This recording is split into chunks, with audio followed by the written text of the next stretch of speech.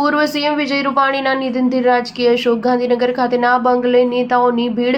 અંજલિ રૂપાણીને સાંત્વના પાઠ. અમદાવાદમાં ગુરુવારે એર ઇન્ડિયાના વિમાન દુર્ઘટનામાં ગુજરાતના પૂર્વ મુખ્યમંત્રી વિજય રૂપાણીનું પણ દુઃખદ નિધન થયું છે. પૂર્વ સીએમ વિજય રૂપાણીના નિધનના સમાચારથી ગુજરાતના રાજકીય વર્તુળોમાં શોકનો માહોલ છવાયો છે. તેમના પત્ની અંજલિબેન રૂપાણી લંડનથી સ્પેશિયલ ચાર્ટર પ્લેન મારફતે અમદાવાદ એરપોર્ટ પહોંચ્યા હતા અને ત્યાંથી ગાંધીનગર તેમના નિવાસસ્થાને પહોંચ્યા છે, જ્યારે પુત્ર ઋષભ પણ અમેરિકાથી ભારત આવવા માટે નીકળી ગયો છે.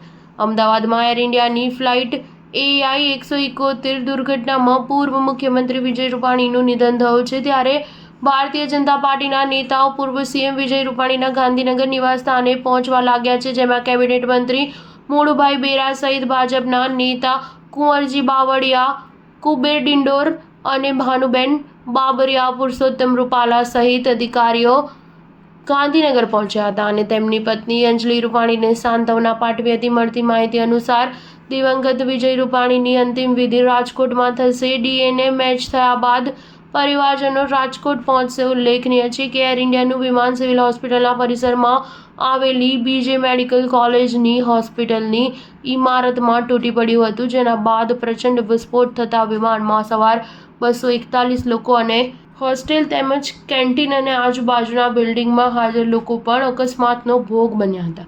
આ દુર્ઘટનામાં 265 લોકોના મૃત્યુ નીપજ્યા હોવાના અહેવાલ છે. સ્ટાર ન્યૂઝ 7 હંમેશા સચ્ચાઈની સાથે.